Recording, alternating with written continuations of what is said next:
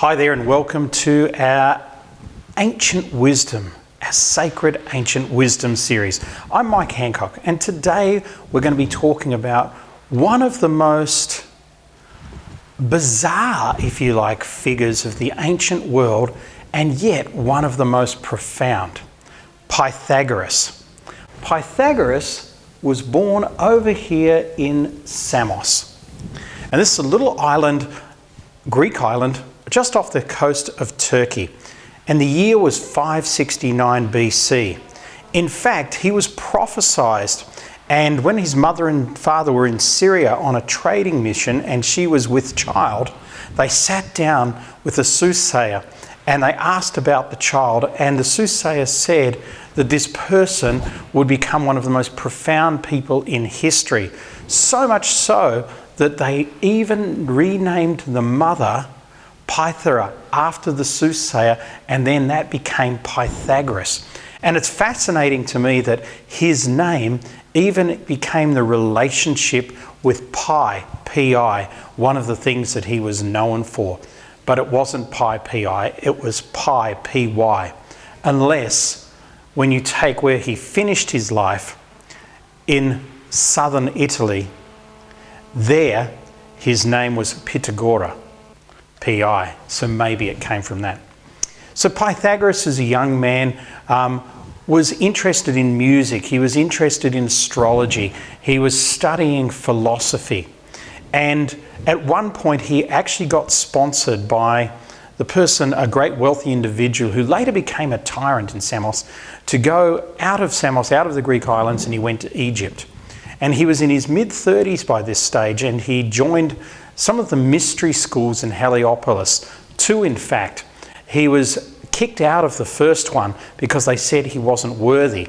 And he went to the second one and he stayed there for many years.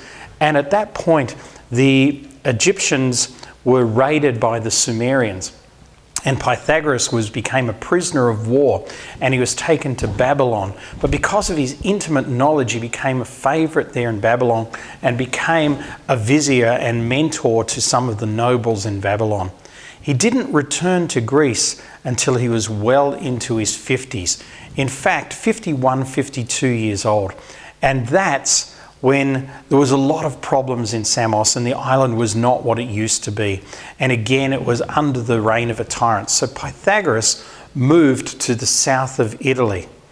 And on a little peninsula there, he set up an academy, which I visited in 2013. There's not much left now. In fact, just one Doric column is the only thing that's left of the academy.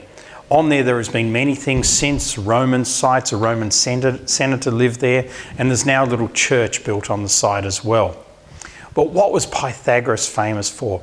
Einstein said he was the father of mathematics and music. And Einstein said they are the two most absolute sciences. In other words, they're rock solid. Maths is based on music, music is based on maths. In fact, what Pythagoras said himself through the academy is that everything came back to vibration and sound. Light even came back to sound. And we're going to look at that a little bit later on of how he got to that. So Pythagoras and his academy of great scholars, and he had over a couple of thousand people come through and be initiated in his academy during his lifetime. But of course, like all great people doing great things, he was the victim, if you like, of tall poppy syndrome, and he was finally taken out, and he lived the remainder of his years in hiding and died at a ripe old age of around 90, 91 years old. What did he teach in the Pythagorean Academy? Firstly, he taught something that when people came in, they at first had to walk the Rainbow Bridge. And the Rainbow Bridge was a diet. You see, the Pythagoreans, they were all vegetarians. And vegetarians, they steered away from meat. There was two ones. There was the Mathematica. They lived in the actual academy. And then there was the Acoustica. And the Acoustica were people that visited the academy like day visitors, like a day school and like a boarding school. The Acoustica, they could be meat eaters, but the Mathematica could not. And so when you came in and you were initiated, you walked the Rainbow Bridge, which was basically following the chakras. It was 7 days on red food only, then 7 days on orange food, 7 days on yellow, 7 days on green, 7 days on blue foods like the blueberries, and then 7 days on indigo foods like mushrooms, and then 7 days on violet foods. Once you'd done that, you were accepted into the academy. And you were taught the 7 sciences that came from Egypt. That included astrology, it included grammar, it included music in that. So these are the types of things that were taught in the Pythagorean Academy. And Pythagoras himself was a great and stunning astrologer. Yet, he was also a healer. And whilst when I visited the island of Kos, which is the place where the Asclepius was set up, which was Hippocrates, another wonderful individual from that time. Unlike Hippocrates, which really meant doctor, and there were many different Hippocrates at the time, Hippocrates basically, whilst he's seen as the father of medicine, what he actually did was he really focused on the disease of the mind. He was really a mindset, he was actually a life coach in many respects. Pythagoras himself was really of medicines. They understood the roots and the nuts and the seeds and the legumes and the vegetables and what they brought. They understood the signature of foods and what that did for the human body and for the human experience. They fasted for many days and then took certain foods to reach heightened states of awareness. These days we try and do it with magic mushrooms and ayahuasca ceremonies in Peru, but the difference between us and the Pythagoreans was that they fasted for many days. You won't get the real experience if you go to McDonald's, have 3 Coca-Colas and then do your ayahuasca trip. It's not the right setup. There was simply a lot of setup and a lot of internal work done. There was a lot of theology done. There was a lot of sharing of the great and divine secrets based on music and wisdom. When we come back, I'm going to share the most profound thing that Pythagoras found and how it's changed the world and everything since then. We'll see you soon.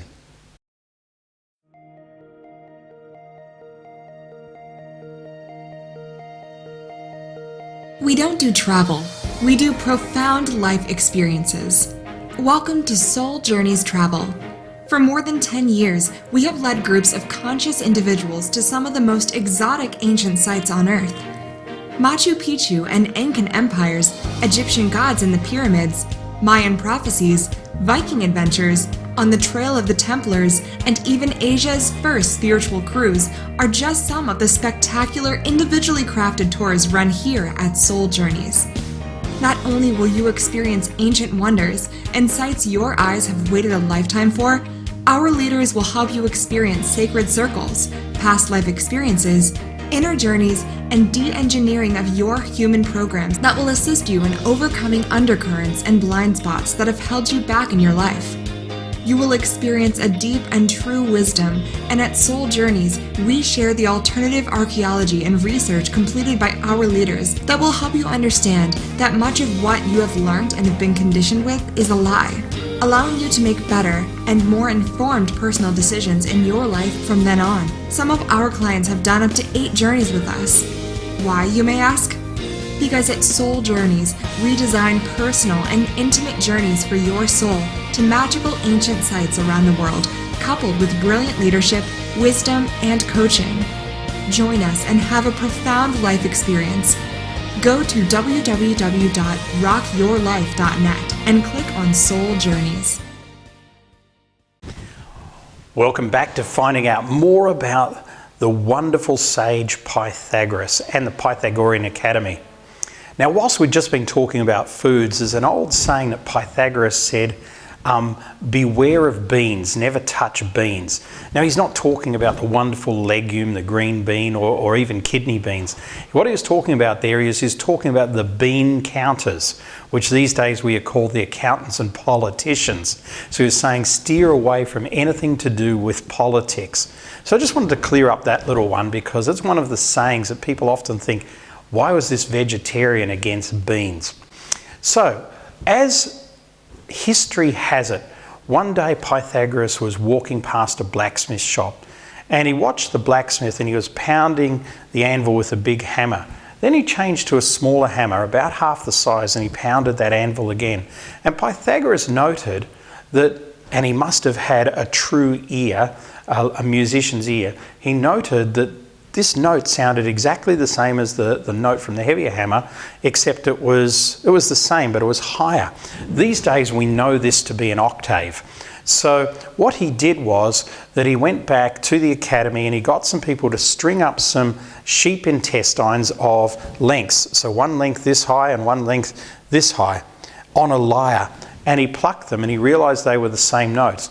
And then, as he did, he just made them different lengths of each other, and he found through those different lengths, like 5/8, the third, etc., he actually understood and designed the Dorian scale of music, which is the scale of music that we use in the Western world. In fact, he discovered 5 different aspects, 5 different scales of music.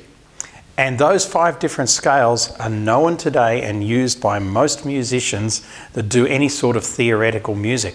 But they also relate, those 5 scales also relate to the 5 Doric columns, same as the column in the Pythagorean Academy, which are the pillars of Freemasonry. So when you go into the Grand Lodges, you will see depictions of 5 columns there. Not the 2 columns at the front of the lodge, Joachim and Boaz, but 5 columns, which relate to, they say it relates to the 5 sciences, but it doesn't.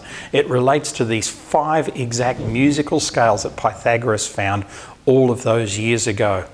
One of the things that Pythagoras did is that he realised that there was frequencies. Frequency, for those of you that don't understand, is the number of vibrations per second, if you like, that a note will create. And somehow Pythagoras discovered that the note A was 432 cycles per second. So 432. And if you've got a graphic equalizer and that sort of thing, you'll see that different notes have different aspects on your graphic equalizer. Then, what he realised then is that if A is 432, then the higher A will be double that, which is 864. The lower A will be 216. Now, if you've watched any of our other Sacred Wisdom series, I was sharing about the precession of the equinoxes, the way that our Earth here spins and the way that it works and wobbles with the universe. And the significance numbers in there being 12, 30, 72, 108, 216, 432. Which is exactly what Pythagoras found all those years ago in the 5th century BC. Now, for all time, the musical notes are based on that A equals 432 have been used. And there's a very, very interesting thing that Pythagoras discovered. 4 plus 3 plus 2 equals 9. 2 plus 1 plus 6, the lower thing of 8, of the note A, also equals 9. So at every derivative, every cut of an octave of 432, it equals the number 9. But every other musical note then also added up, frequency-wise, equals the number 9, meaning everything is in perfect balance. Then what Pythagoras did is that he looked at the universe itself and he said, we must have a note, we must have a soul note. We make noise, we make a sound. So what is our sound? He was never able to find that out, but he knew that it existed. He also knew that the earth itself must have a sound and that the earth would have a note. These days we know that note to be F sharp or G flat. He then understood that the spheres, the stars, the planets of our solar system, of which at that stage they knew of 7, but Pythagoras always spoke of 13. And 13 was the inclusive number, which also related back to Egypt, of stars, of planets in our solar system, that now scientists change the number all the time. One day Pluto's a planet, the next day it's not a planet, and there's various other little ones that if you looked at it actually create 13. But he looked at that and he said there's 7, and each of those stars, each of those planets relate to a note in the musical scale, because there are 7 notes in any musical scale in the modern world. The scale of C has C, D, E, F, G, A, B, and the final note is the octave, the 8th, which is back to C again. So he related that to those, and guess what? Science has now proven that he was right. He talked about a harmony in the universe, a harmony between us and our planet, a harmony between our planet and the other planets in our solar system and our moon as well. And he was absolutely right about that. When we come back though, I'm going to share with you what happened in the last century, in the 20th century, that changed all of that forever, and the reason why we are disenfranchised with music that Pythagoras designed all those years ago.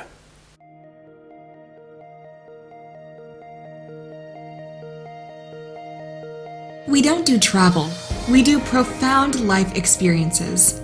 Welcome to Soul Journeys Travel. For more than 10 years, we have led groups of conscious individuals to some of the most exotic ancient sites on Earth.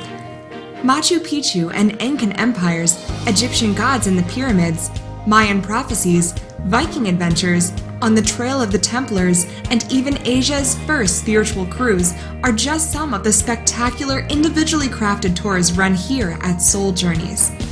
Not only will you experience ancient wonders and sights your eyes have waited a lifetime for, our leaders will help you experience sacred circles, past life experiences, inner journeys, and de-engineering of your human programs that will assist you in overcoming undercurrents and blind spots that have held you back in your life.